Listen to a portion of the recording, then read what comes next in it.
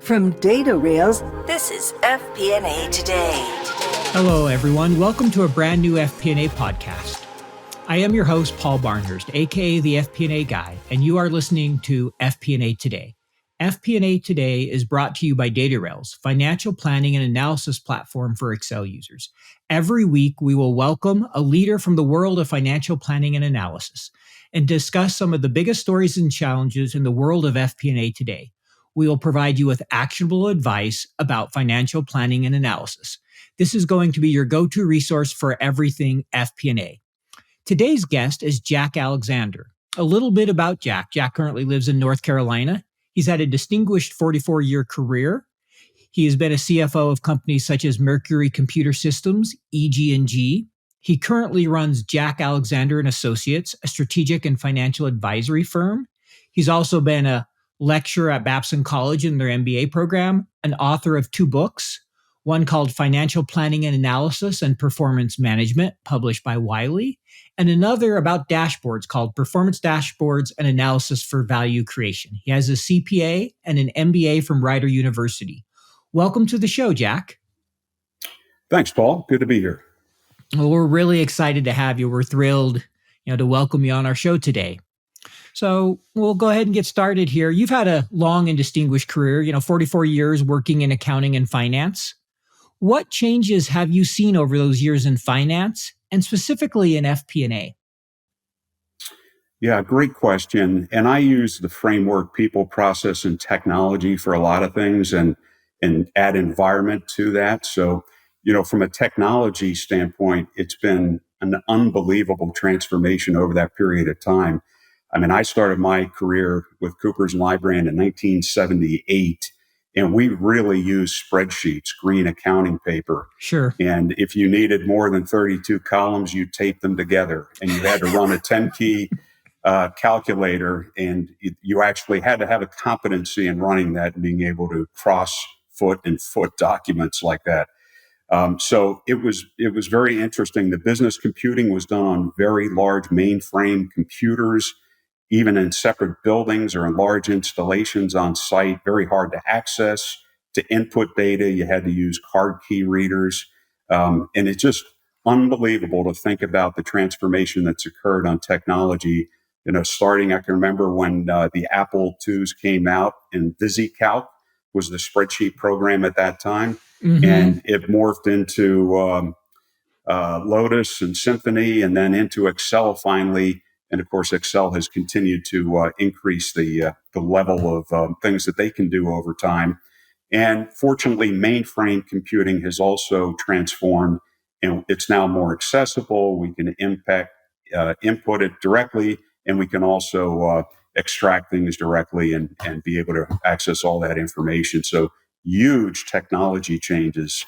From a people standpoint, this is very important, and people, I think, of individuals as well as the organization.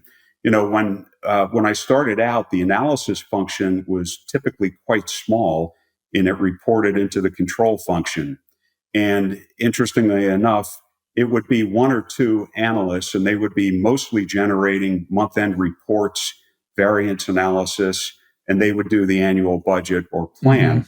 Mm-hmm. Now, of course, it's transformed to where the analysis function has largely been pulled out and often reports directly to the CFO under the moniker of FP&A, and we pulled all the analysis functions and consolidated them. And I think that's important and a good move, with one limitation.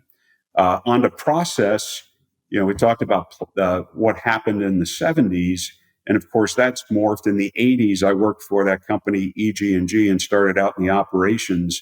It was a publicly traded company, very, very good financial and control systems. So we had monthly forecasting, monthly analysis. We implemented rolling forecasts in 1987, and we changed the whole budgeting, moved away from budgeting and much more of a reliance on a business outlook. So it's just been unbelievable, the changes I've seen over that time, and I laugh about that. But the more things change, the more they stay the same. Mm-hmm. And some of the fundamental things that were important back then are still important now. And Paul, I found an article probably in 78, 79. I was fascinated when I'm auditing firms, fascinated by the CFO, controller, and this analyst group in impacting the business and understanding the business. I found that so much more interesting than the auditing part of it. So I found an article in the Wall Street Journal, I can't remember who the author was or who the CEO that was being interviewed, but the question was, what do you look for in a CFO? And it was titled Top Gun CFOs. And that the CEO answered four things. One is credibility of forecasts. The second is, and I love this, dispassionate, hard-headed analysis. The third is a balanced focus between the cost model and growth. And finally, kinship and teamwork. And that still incorporates what we're trying to do in FP&A today. And I sort of referred to this, I've kept it for 40 some years. I've referred to that over time and always kind of checked myself in terms of how I was doing and how the organization was doing on those fronts. And of course, kinship and teamwork, has morphed into an expression we use as business partner these days. So there's been a lot that's changed, but this idea of really understanding the business, partnering with the operating and an executive team to really add insight and to achieve the goals is really what's important. So, I think, again, a lot has changed, but a lot has stayed the same. From an environmental standpoint, there was a lot of uncertainty and stuff happening in the 70s too, and we're being reminded of some of that, right? An oil crisis, a competitive threat from a Far Eastern country, Japan, who was knocking the cover off the ball in terms of technology and autos and things like that. We had high inflation, the Cold War. And so we're sort of back to the future in 2012, 2022 on these things. However, I think the pace of change and the level of uncertainty is at a level that I haven't seen it over those 44 years. And so that really requires us to hit the pause button and think about how we want to change to be able to cope with that and to continue to add value to the folks that we're serving. Well, thank you. I really appreciate that answer. I love you sharing, how you started with mainframe and, the green spreadsheets. And for me, I remember getting my first computer when I was in high school and using, Lotus 123 and Quattro Pro and, some of those precursors to Excel. So we've come a long way from, 30, 40 years ago, as you mentioned, but it's amazing how much things do stay the same. And I think the other thing I loved in your answer is just the uncertainty in the world we have today. The oil crisis, conflicts abroad, the global pandemic. I would imagine, the last 2 years, in some ways it may remind you of, different periods, but like you said, it's probably different than any other time in your career. More uncertainty, more change. How, kind of speaking to that uncertainty, what advice would you offer to people in FP&A to how do you think about managing all this uncertainty we deal with today? Well, I think first of all, it really underscores the need to focus on the future and not be looking at the past. And we've got to very quickly get our arms around the past historical results and get them out there. But they're of almost limited usefulness now because things are changing on a day-to-day basis. So I think shifting the emphasis to looking forward into the future and trying to understand what the drivers are, and then also looking external. And this is really important. FP&A used to be directed primarily to inside the operation, so the four walls, manufacturing, sales, marketing, supply chain, all of that good stuff. And I think it's really important, and FP&A can add a lot of value by looking externally at the information that's out there and paying attention to what's going on with customers, with the broader industry, the competitive environment, financial performance, interest rates, economic forecasts, all of those things, and integrate them into the work that we're doing in FP&A. And then we got a really good chance to add value. And part of that then is also recognizing the potential value of scenario planning. Because I think at the end of the day, that's really the primary tool we have to cope with the high uncertainty that we have right now. No, that's a great point. I appreciate, the scenario planning. I love the external factors. And, you know, you've held a number of CFO positions over your career, including some large public companies. So what role did FP&A play in your career development? As I mentioned, I was drawn to that. And when I left public accounting, I went to essentially a assistant controller position in a division of this large publicly traded company. And I was responsible for transaction processing and control and reporting, but also essentially most of the analytical responsibilities. Mm-hmm. And we had an analyst reporting to me, but I was engaged heavily in that process. And I loved it. And I just really enjoyed the ability for us to look across all the data that was at our fingertips and try and make sense of that and communicate that to the rest of the organization. And frankly, we didn't call it FP&A back then or anything. It was just management analysis and reporting, probably, if that. But it was very interesting because I think my passion for that and my investment in time and energy for that definitely contributed to my career growth. And so, for the control and CFO path, it's important to have, a number of boxes checked. The FP&A one, I think, is really important in being able to understand, digest, contribute to the business performance, and share that with the rest of the team is very, very important. And so it absolutely contributed to my career growth. No, that's great. And something interesting, I was reading an article the other day that talked about how a much larger percentage of CFOs are starting to come out of FP&A, having spent more of their career there versus the traditional just controller route. Not to say some haven't been controllers, but you're definitely seeing a growth in how FP&A is viewed and the value it brings to an organization.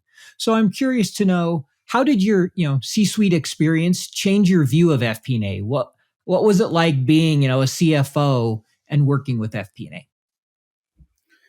Yeah, great question, because, that's where at the CFO role, you're sitting between the board of directors, the executives, and all of the people within the organization, the financial community, the analysts. So it was just it's a terrific experience to be talking to somebody from Fidelity, an investor, one day, to be reviewing an operating plan the next day, and then to be reviewing a cash forecast and managing the investment portfolio the next. But what it really did in my mind, Paul, was connect all the dots. And I began to see how little most of the people in the organization, even in the C-suite, understood the drivers of value creation and what drives the share price, and be able to link that to operating processes and activities that they can relate to and that they understand how it's all connected. So I developed this overall context view, which was very helpful. But what I found with the analysts that I was working with, many of them were quite good, but there were some limitations that were there that I thought we needed to improve on for sure. And one is that they were very good at producing the numbers, but not so good at making observations, takeaways, and recommendations. And so it usually only happened once, but an analyst would bring in a spreadsheet or a document to me and said, "Here's the analysis." And I would look at it and just nicely push it back to them and said, "That's not an analysis. There's no words, there's no description. What did you take away from this exercise?" What I often found is they haven't really stepped back and looked at it from the objective of the analysis. They just answer the primary question. And so I tried to ask people to come back with, summarizing it, 4 or 5 bullet points. What takeaways, what recommendations are there? Are there different alternative actions we should consider? So that was really important. The other thing was that I found that many analysts had a narrow perspective, a financial lens that they looked at the world. So everything was seen through that lens of an accountant. And without a context, they often missed the big picture. And that contributed to their perception as an accountant, pigeonholed as an accountant.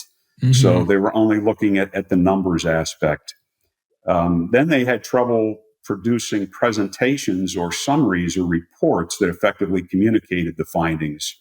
And I think that is probably the single most important factor in career growth and in terms of contribution, because if you complete a great analysis, but you can't effectively present it or communicate it, it's not worth the paper that it's been printed on or the screen that you're looking at, right?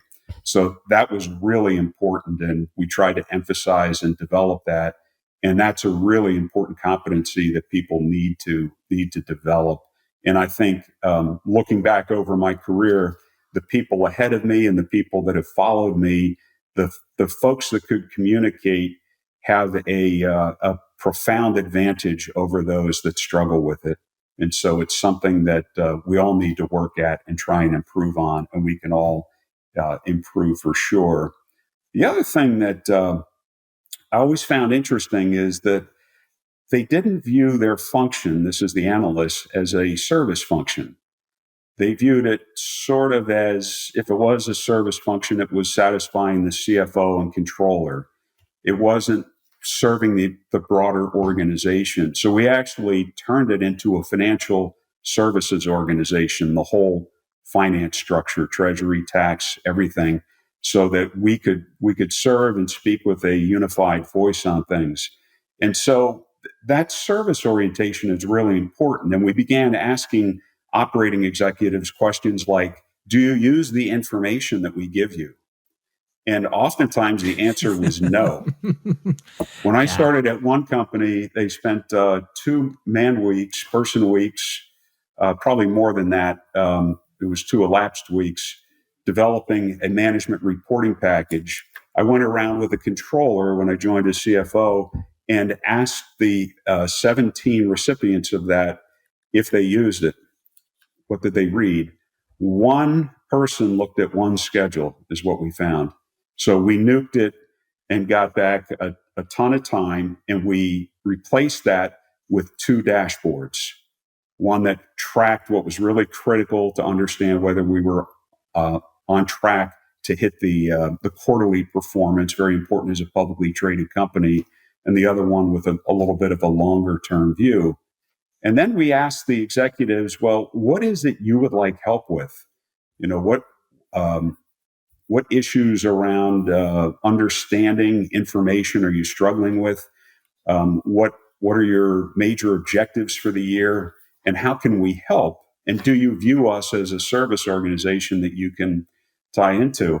And that just made a huge change in the dynamics of the relationship, where people then started to come and solicit our input, our participation in things at a much earlier date, and viewing us as a service function.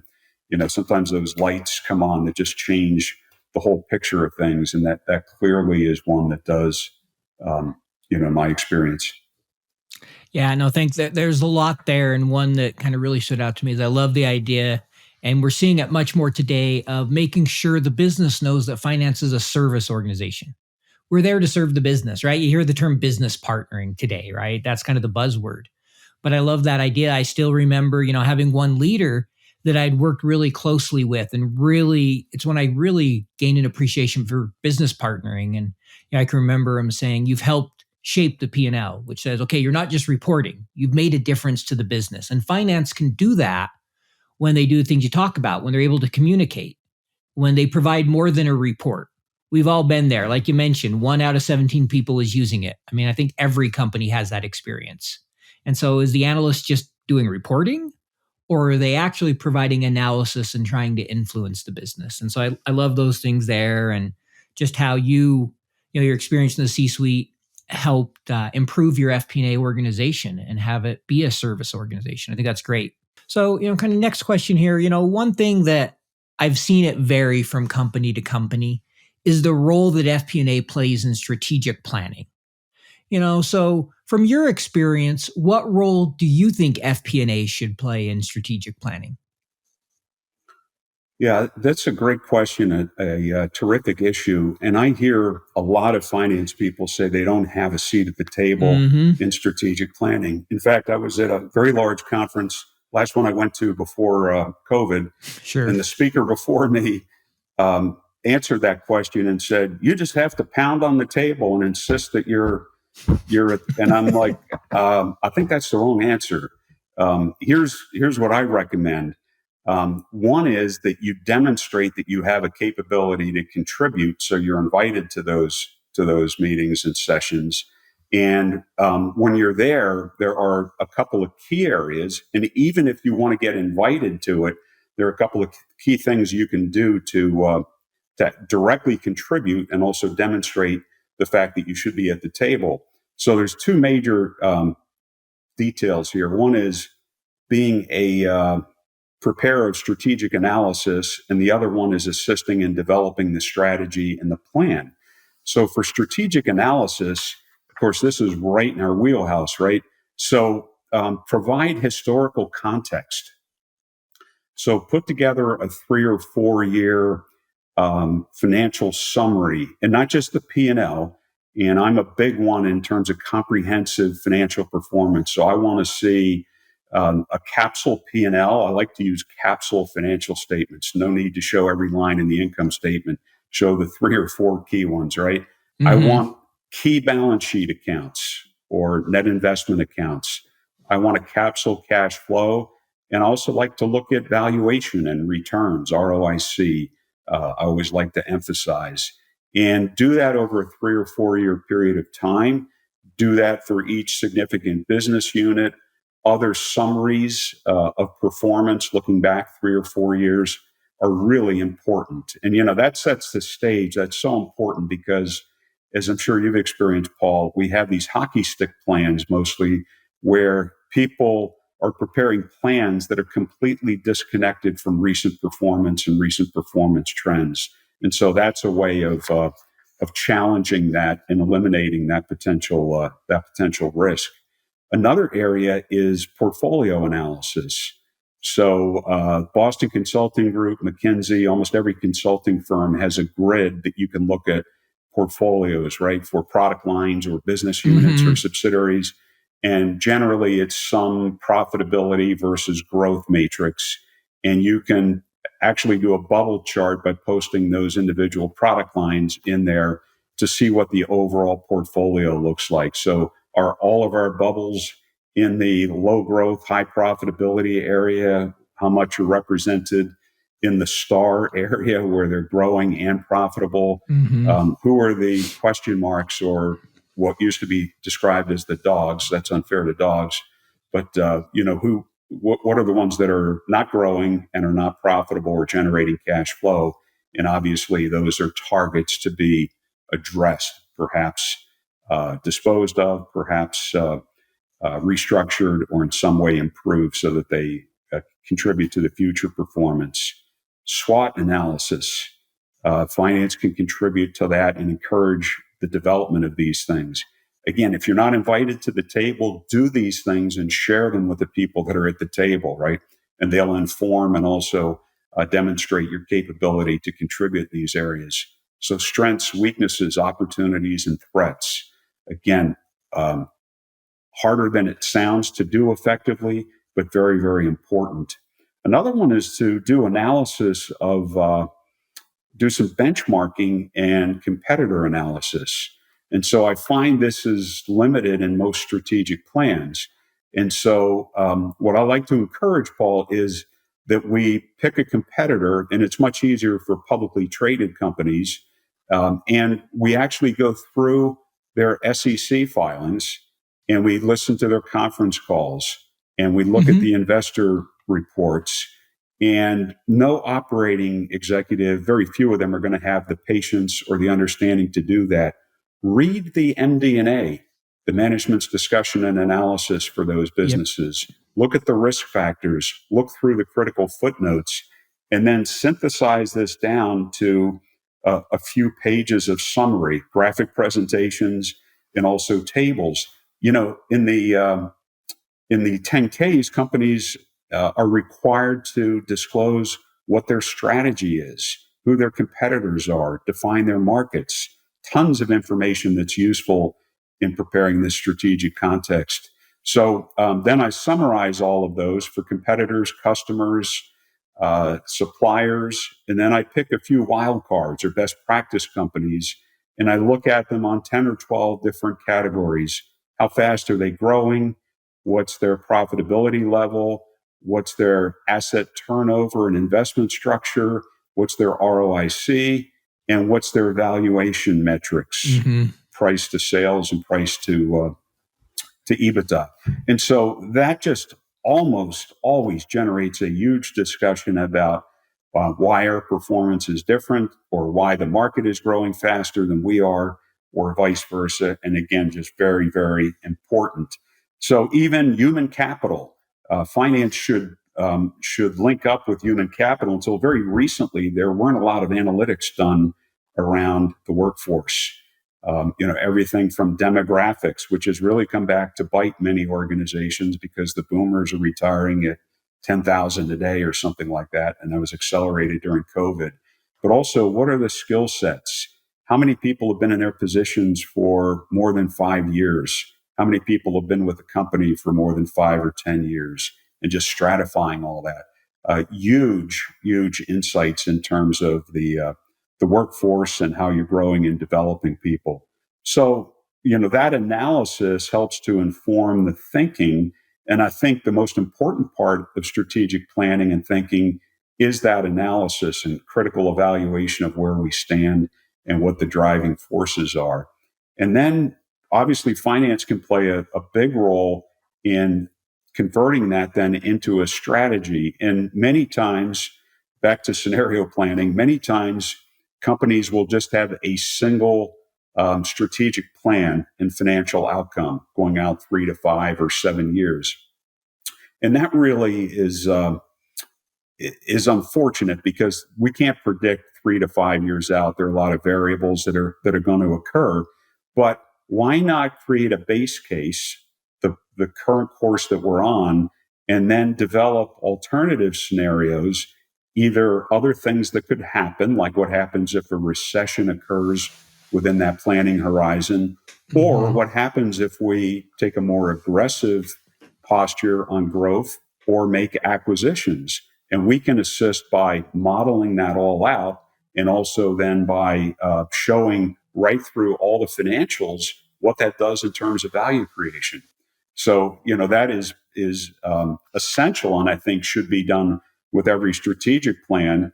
And then we can think about the execution planning and make sure that that plan is grounded with an execution plan. And too often strategy plans aren't. So what are we going to do tomorrow to execute the strategy?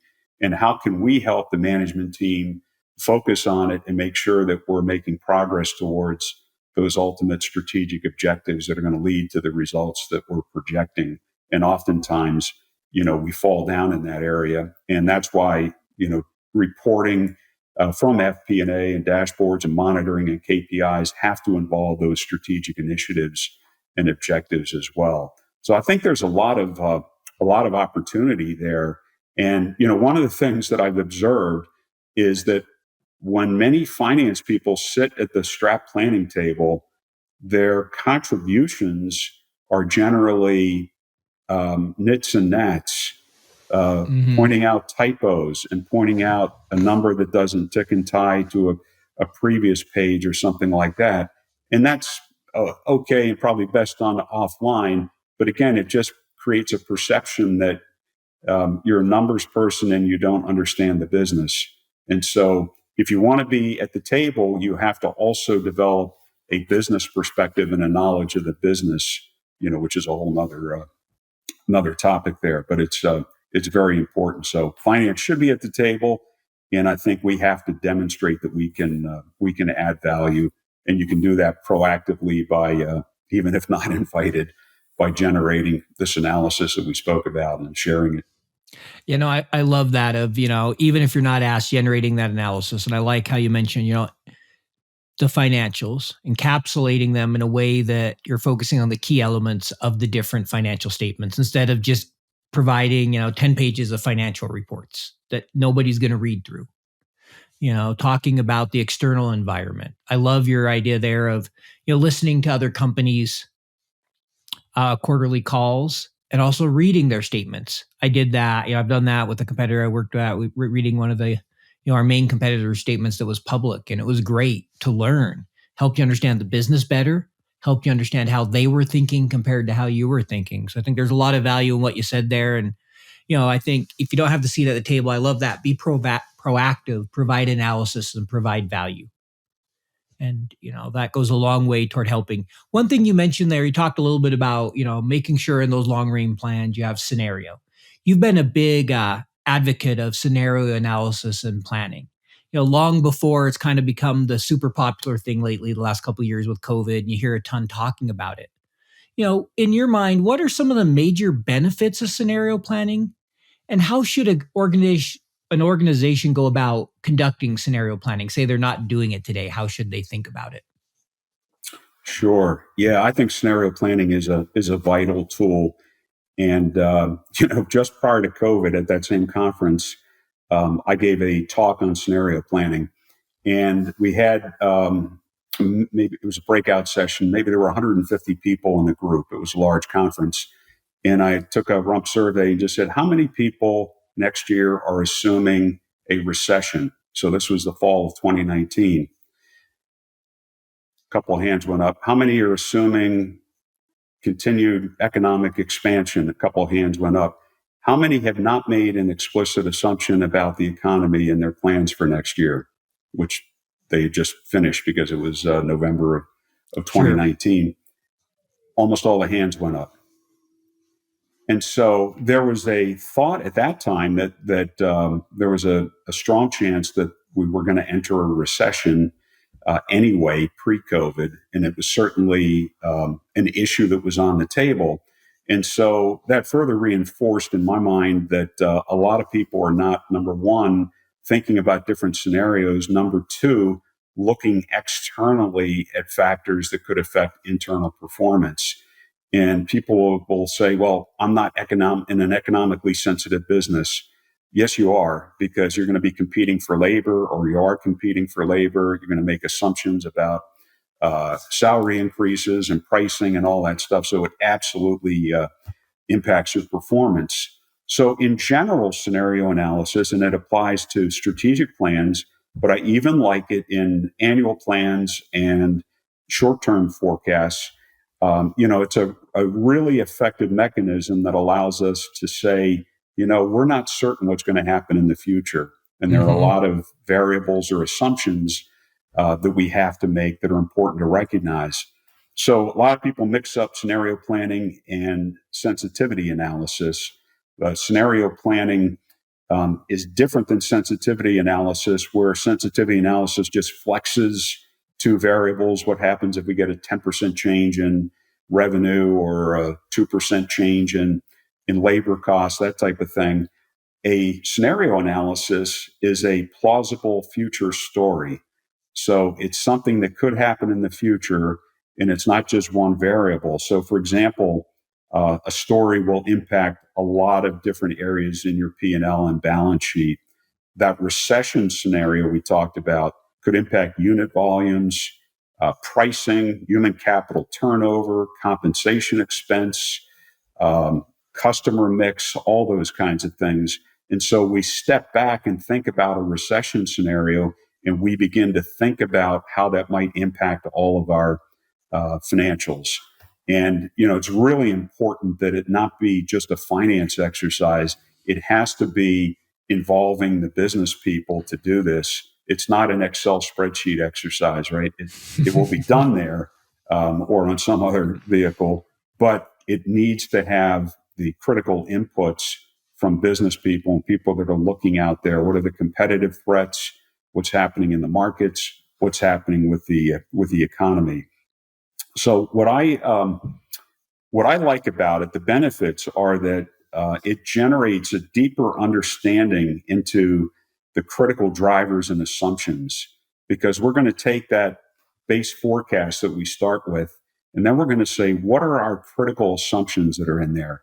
And too often they're buried in the bowels of a planning system or an Excel spreadsheet. They're not called out explicitly, so we can't even identify them, let alone evaluate them. So very important to explicitly identify and call out and have them be inputs that are easily flexed so that we can change them.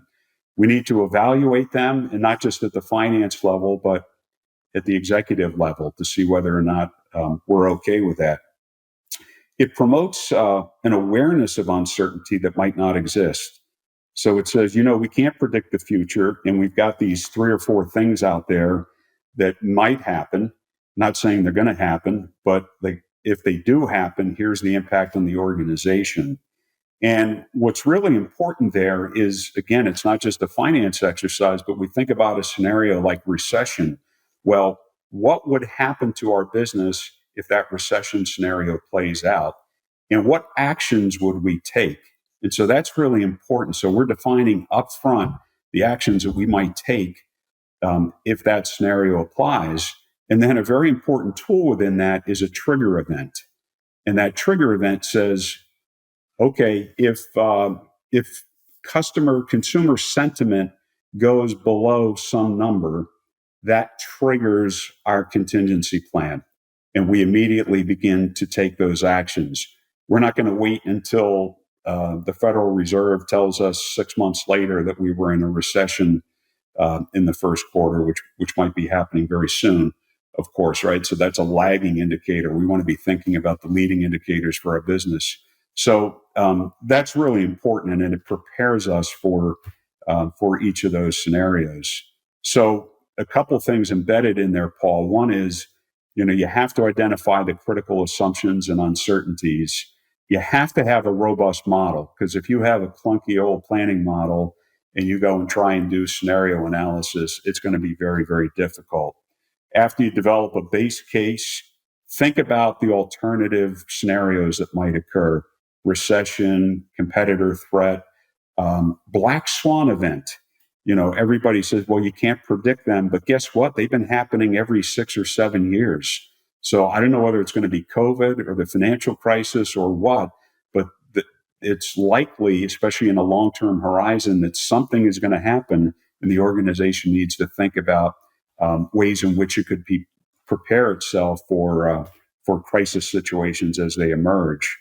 Model those scenarios out, including identifying the actions, the leading indicators, and the trigger events. And then, really important, and a big place for FP&A to add value, is monitor those critical assumptions and highlight those that start to indicate that we're on track for a different scenario other than the base case, so that we flag that for action. No, there's a lot there, and I appreciate that. I like how you made sure to separate scenario planning and sensitivity analysis, right? Sensitivity analysis is adjusting a couple different variables and seeing how sensitive they are, what happens to your financials, which is very different than necessarily a scenario analysis. Obviously, you can do some of that together, but scenario is trying to plan out for distinct situations that might happen. That's right. And so I appreciate that. For the long, that's one I've confused more than once in my career. And sensitivity is useful. It's good to know, but it's different from a scenario, not as insightful as a scenario analysis. Yep. No, I would agree with you there. And, definitely something companies need to think about. And I loved how you said you can't have a clunky model. Because, I know I've seen my share of, I call them Franken models. Kind of reminds me a little bit of Frankenstein, because they've been duct taped together and you're just looking at this thing and go, where do I start? Right? Versus if you have a clean model that's really based off drivers, you can do that scenario planning. So I really, I appreciate you mentioning that, and just the importance of being able to design a good model so that you can support the business. So something you're a big advocate of, and you talk about it in your book, and you've talked about, in your practice, is the performance management framework. You're an advocate for the development of a comprehensive framework for performance management and FP&A. Can you tell us what you mean by a performance management framework, and why is that so important? Why are you such a big advocate? Yeah, I think there's a debate. In fact, I struggled with how to title the most recent book that you referred to. And I went with FP&A, but I added performance management to that, right? And so I think FP&A might limit the context we're looking at for performance management, that label. So I think of performance management in a broad sense. In other words, the cycle of planning, execution planning, monitoring, adjusting, reporting, et cetera. So it's a complete loop there, right, in the management activity. And so I step back and think of it very broadly. And whenever I get engaged with anyone seriously about their FP&A or their performance management, I like to walk them through one of the best visuals I can suggest, and that's the instrument panel of a aircraft, flight instrument panel of an aircraft. And I use the space shuttle because it's a neat graphic. But there are 5 things that I take away from that. One is that it's providing real-time and predictive insights. Okay. Very important. Everything about the engine performance, airspeed, electronics, fuel levels, everything right there visually in front of them. And that visual impact is really important. The pilot, the operator of that craft can quickly scan the dashboard and understand exactly what's happening to their aircraft. There are alerts and alarms that go off if something is likely to impact or is awry with that. So the visual impact is really important. And also, they're measuring what's important. They're watching what's important. So 100 years of aviation experience and a lot of taxpayer dollars went into making sure that the important stuff is presented to the people that are executing that mission. And then fourth, it provides information not just about the internal aspects of the craft, but about the environment. So there's radar, there's airspeed, there's wind speed, there's knowledge of competitive threats, there's knowledge if somebody has you on missile lock or something like that, where a craft can take evasive maneuvers, thinking about a fighter craft. So it's looking externally, which is really important. And finally, the pilot is able to use all of that information and combine it with their intuition and experience to execute the mission, right? And so we're not handing that crew a 50-page Excel report when they land the plane that tells them how it performed. That obviously, wouldn't suffice when they're in the air trying to operate that craft and execute a mission. So the question is, do we have an instrument panel for our business? And are the leaders of the organization using that to run the business and execute the mission? I love the instrument panel analogy because, right, and you think of an airplane or whatever might be a car. The first thing you see is one of the most important, right? A car, first thing you see your miles you're going, you see how much fuel you have left, you see where your heat's at, what your RPMs are at, all those things that are going to critically impact you. They're kind of what I like to think of as key drivers, right? If you're flying a plane, what's the key things you need to know? It's all right there, and what's important is known. Exactly, yeah. And the rearview mirror is fairly small. And by the way, you can't drive the car by looking at the rearview mirror, right? Try it sometime. Yeah, I love that. I hadn't thought of that, but that's a very good point, right? I mean, it's up in the top and you have to kind of go out of your way to look at it. It's small. It's the reminder. It's not about what's in the past. It's, what's impacting your go forward. One question that comes up then is, how do you develop that context for finding out what we should be looking at and putting into the performance framework? And so we start with that idea of the instrument panel. But then too often I see people going off and just creating dashboards. And there's no architecture, there's no context created. So I like to grab things like the strategic plans, the market and competitive analysis, strategic objectives, what the situational analysis is, the SWOT, performance assessment, that 4 or 5 year historical performance trend, valuation, value creation. What are the critical programs that are underway? What are the key growth things that are happening? What's happening with human capital? And then you can start to think about what things you want to measure and what are really important to the organization. So we might not be, putting this one KPI then in the mix of our thinking, because we realize now that it's really not important in the grand scheme of things. So it allows you to really develop that context and to think about that architecture. And that architecture is, what are we going to measure then, and how is that going to cascade down?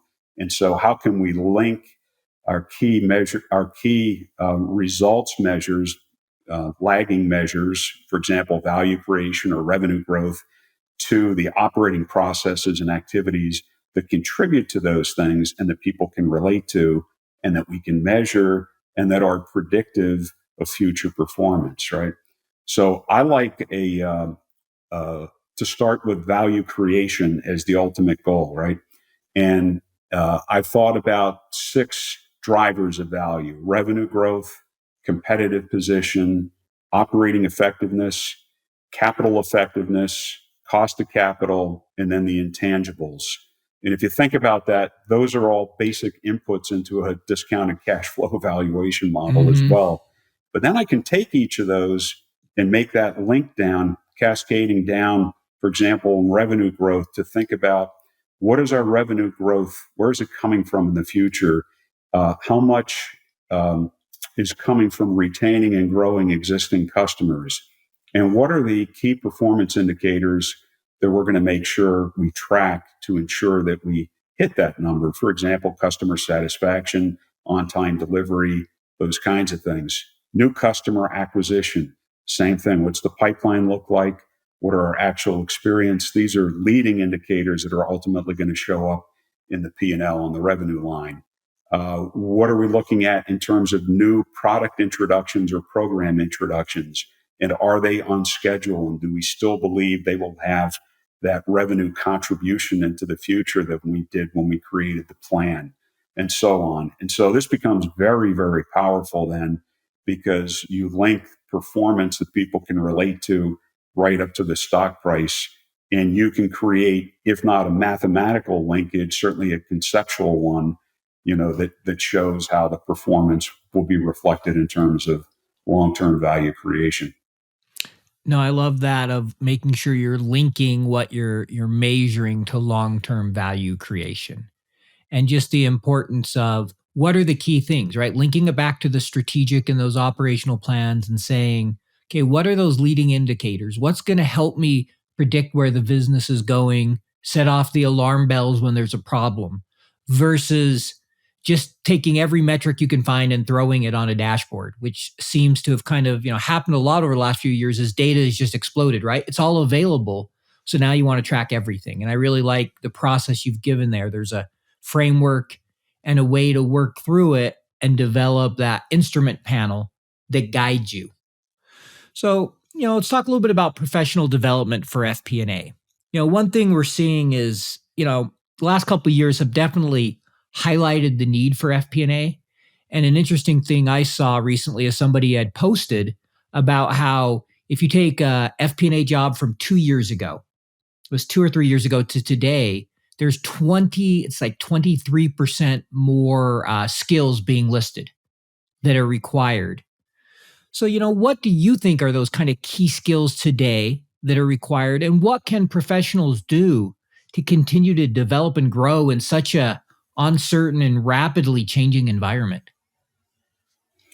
Yeah, it's a great question. And I got a great piece of advice going back to the 1980s. And one of the best experiences I had that relates to this topic is when I was division CFO. My boss was terminated, the general manager of the division, and I was asked to look after it for a couple of months, which turned out to be 9 months. And so that was an incredibly important experience for me, from a learning and perspective shifting change. So I presented the strategic and operating plans to the corporation, actually participated in the next level operating executive meetings and that type of thing. Forever changed my perspective on finance and business performance.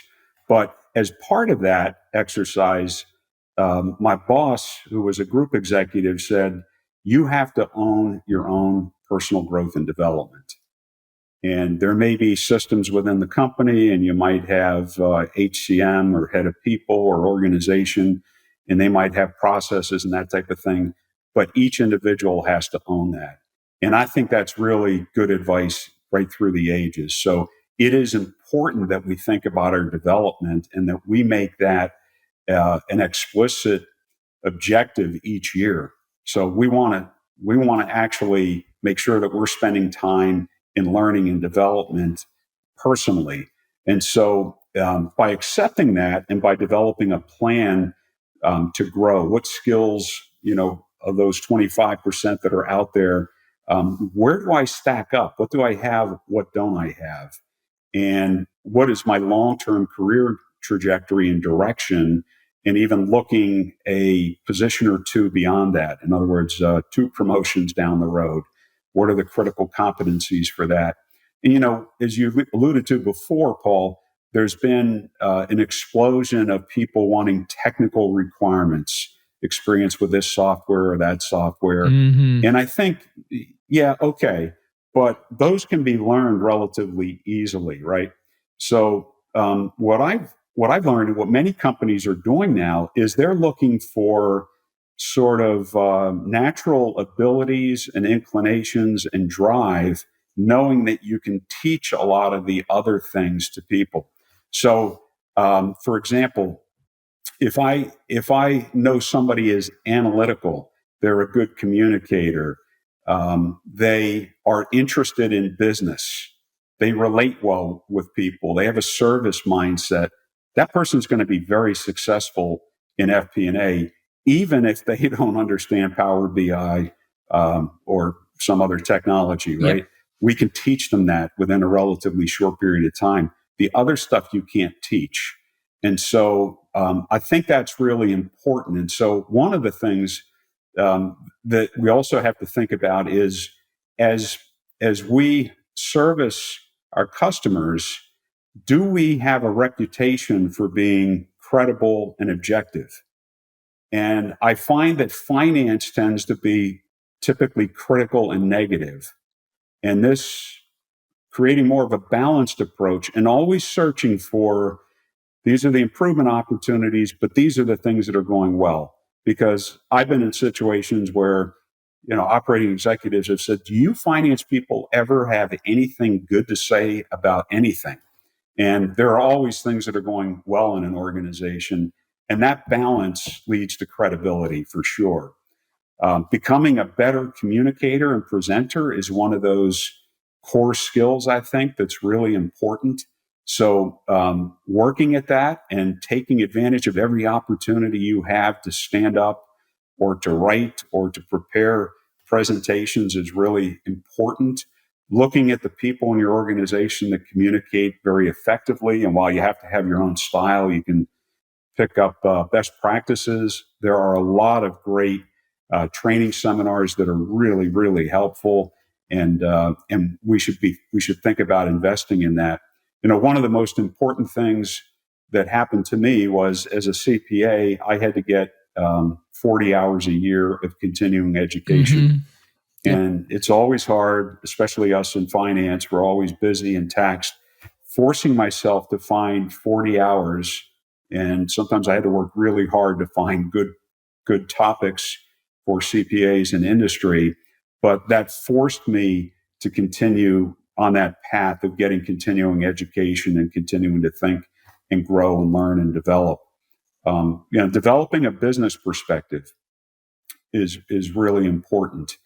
And some of the more successful FP&A organizations that I'm familiar with don't just hire accountants or finance people. They move people over from marketing or operations. And these rotational assignments can be very useful in larger organizations. It's a bit more challenging in smaller organizations. But if you start to get a mix of talent with different skills, but also different perspectives, it really raises the level of the whole organization up. And, the critical skills, again, in FP&A are not so much the finance skills, really. They're the analytical ones, the communication, understanding the business, and of course, the drive to really be able to distill things down and present them to other people. So, that's really important. So I'm a little skeptical whenever I see must-have experience. And I just saw one the other day, and there were 8 technologies listed after it. Well, the likelihood that you have experience with all 8 of those technologies is somewhat limited, and they're probably not going to have a lot to do. By the way, this is for a senior FP&A position, like a director level. I would suggest that the people skills, the business understanding, the big picture view would be much more helpful to that person's success than all of those technical skills. So that's very, very interesting. And I think again, I go back to that advice that I got about you really have to take ownership of your own career development, think about where you want to be, think about how you're performing on those critical areas, and working towards growing and developing yourself. I talked about rotating staff from other functions. That's terrific if the organization can do that. But if you can't, we created process teams at one organization where we pulled people from different functions and put them in, for example, an M&A process, so they could learn and be exposed to that process, even though they were outside of finance, and also contribute to it. The other opportunity that I find a lot of people don't take advantage of is these opportunities where, for example, I've had 2 situations where my bosses left, and I had the position on a temporary basis.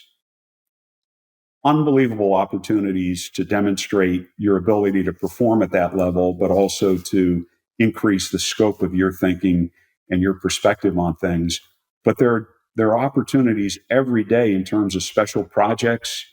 We're working with a consultant to look at this particular business. Well, hey, raise your hand and say, I want to work with that team. Because guess what? If I work with people from whatever consulting house it is and the key business managers, I'm going to learn a lot. Mm-hmm. And you do. And so I find a lot of people pulling away from those kinds of opportunities and just saying, why do that? You're not getting paid anymore. You're not, you're going to have to work more, et cetera. Nobody else is going to backfill the things that you're not doing. So that comes back to make an investment in your future, right? In your growth and development. Yeah, no, thank you. I appreciate the answer, and totally agree with, we need to be the navigator of our own career. We need to own our own development, and fully behind the idea that it's not so much about the tools. If you have good analytical skills, you understand how to build a model, you understand good principles, you understand communication, you'll figure out the tools, right? I mean, yes, sometimes you might need a technical proficiency, but that's usually can be applied to multiple different tools. It's not like, all right, 8 different tools listed, especially a director. That example really kind of resonated with me. And I love how you talked about doing rotations. I've talked a number of times about, finance should be willing to work outside of finance, whether that's through special projects, whether that's through taking a job that takes you outside of there, whatever it may be. I had the opportunity to start my career in a business analyst role, and some supply chain that weren't in finance, and then moved over to FP&A. And those experiences really helped me try to pride myself on being an expert within finance and understanding the business instead of understanding the spreadsheet or the financials. Not that I didn't know them, but it was amazing how much I'd get people asking me questions about the business because I always made sure I took the time to learn it. And so I think, you make some great points of focusing the career on the business, charting your own course, on those what we often call soft skills, and making sure you have the technical proficiency, but that's not what's most important to developing and advancing in your career. Indeed. So some great points there. So we just have a couple more questions here. We're kind of coming toward the end of this, but one I just wanted to ask you about is you've written 2 books, one about performance management and one about dashboards, and a little bit about, value creation. So maybe can you talk a little bit about why you wrote those books and what do you hope people take away from them? Yeah, when I left the CFO ranks, Paul, I decided to focus on helping organizations improve FP&A and performance management and to link value creation down to the operating processes, the deficiency that I mentioned I had seen. And it was interesting. I was teaching at Babson College in the MBA program, and this is really to the point. The textbooks we were using were fine, and they're classic textbooks, but I kept reading them and saying, geez, this is completely from a financial perspective, from a financial lens. They're not integrating this with business performance and operations and process thinking and that type of thing. And there are several very good ones out there. So I began replacing the readings in the textbooks with white papers I was writing. The first one was Cost of Capital, which it just makes people's eyes glaze over in the typical textbook.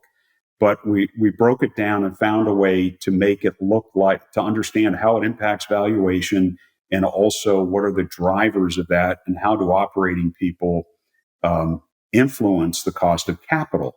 Many times it's believed just to be a finance ownership deal. So I had a couple students walk up to me towards the end of that semester, and by this time I had 2 or 3 of these white papers, and they said, hey, your white papers are like 10 times better than what's in the text. And we were using a very highly acclaimed textbook. And I said, well, thanks. And they said, they look like chapters in a future book. And I said, well, maybe. And and they encouraged me, actually, and was one of the reasons why I moved forward with that. And so the hope is that they are useful to finance people, but also to non-finance people in terms of understanding how operations connect to finance and to valuation. And also, I thought that there was really nothing out there that sort of took an integrated look at what we think of as FP&A in a very broad sense. So I thought I would take the time and do just that. Well, great. Jack, I'm glad you wrote the books. And, since we kind of got introduced a couple of weeks ago, I've added it to my list as something to look at here in the future, to kind of pick that up and take a look. So I'm excited to learn a little bit more about what you've written there. And that's, great feedback you got from your students. And so I think that will be, a great book for a lot of people because they are subjects that sometimes can be difficult to explain. They can be hard for non-finance people. And so I'm glad you went ahead and wrote that book. So now we're just going to get a little bit of fun, a little more personal here as we wrap up. And the first, we're our podcast here is sponsored by Datarails, which is a financial planning tool that uses Excel. It's, integrated closely with Excel. And so our question is, what's your favorite Excel function?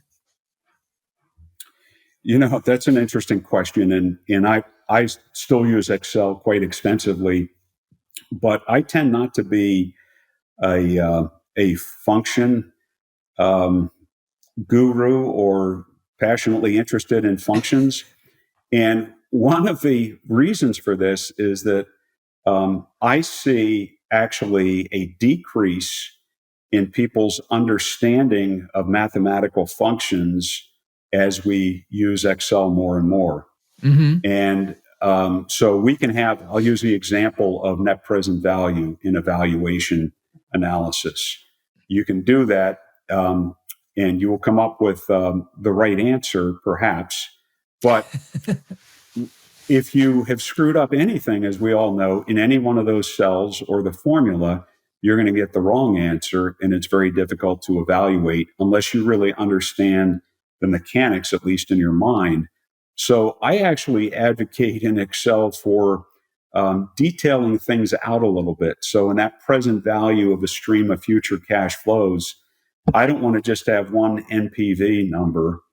I want to look at the present value of each of those years of cash flow and the terminal value or post-horizon growth value. And then I can see how that contributes to the total present value or to the total valuation. So, and I find that very useful then because then we can say, well, all of this value is based on years 8 and beyond. We should be concerned about that, because that's where all the cash flow is being generated from.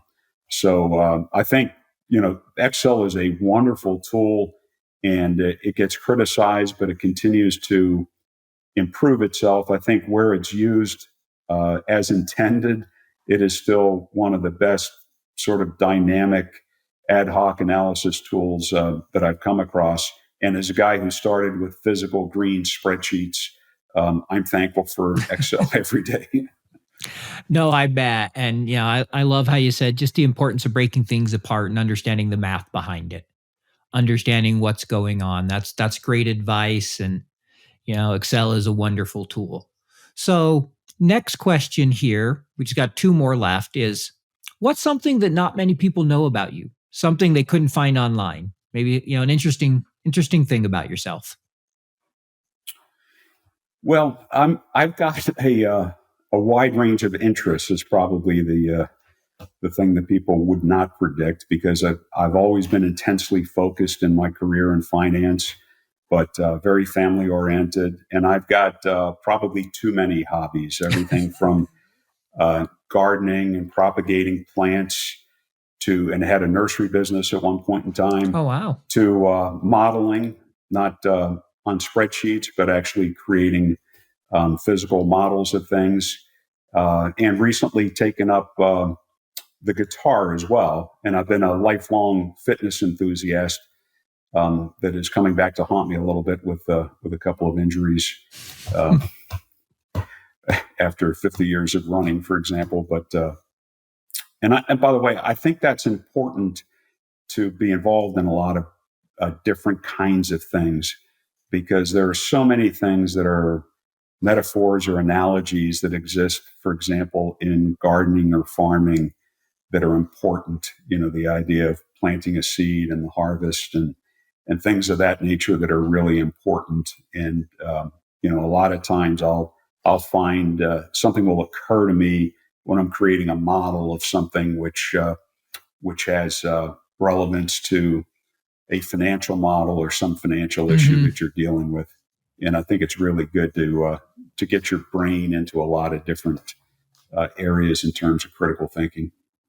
No, that makes a lot of sense, and I can relate a little bit to the running and starting to feel it. I'm a runner, and I've done a lot of races and trying to get back in shape and starting to recognize all the little things from over the years. So can appreciate that one a little bit, and the gardening, trying to do a little bit more of that. So that's great. I agree. Hobbies really, you can apply them in a lot of different places. So last question here for our audience. So let's just say someone's starting their career today. They just finished college. They know they want to, do FP&A. What would be the number one piece of advice you'd offer them? Paul, that's a really good question, because what I find, and I've done some teaching since my Babson years, just filling in for people, undergraduate level and graduate level recently. And I serve on the curriculum committee at a large university. I'm very disappointed in what still is being taught in the college environment. And there's been a lot of criticism of college and how it prepares you for the real world. And so much of what we're continuing to teach, for example, most universities do not have a course resembling FP&A. Some of them now are putting in analytics programs, but they're even a little bit different maybe than what you or I would suggest. So I think it's really trying to leverage what you've learned in college, but recognizing that the practical application and the things people looking for are going to be very different out in the real world.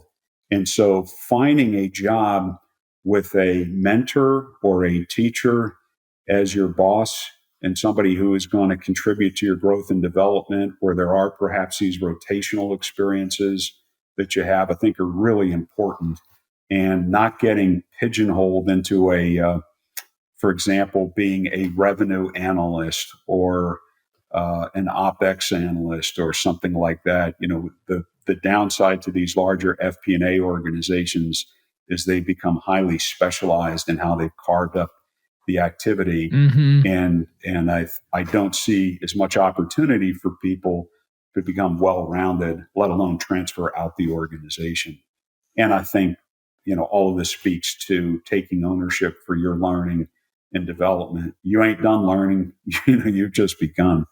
Really would be the best piece of advice I think to give people. I love that idea of just always continue learning. You're just starting. You're just, beginning on that journey. And we'll end on that note there and just, kind of remind people to learn after they go through this podcast, try to apply something and learn something new you can do in your job, because there's a lot of great material Jack's given us here. I've thoroughly enjoyed the time with you. This has been a great hour and really appreciate you having you on the show today, Jack. And we'll look forward to chatting again in the near future. Thanks, Jack. My pleasure. Thanks, Paul.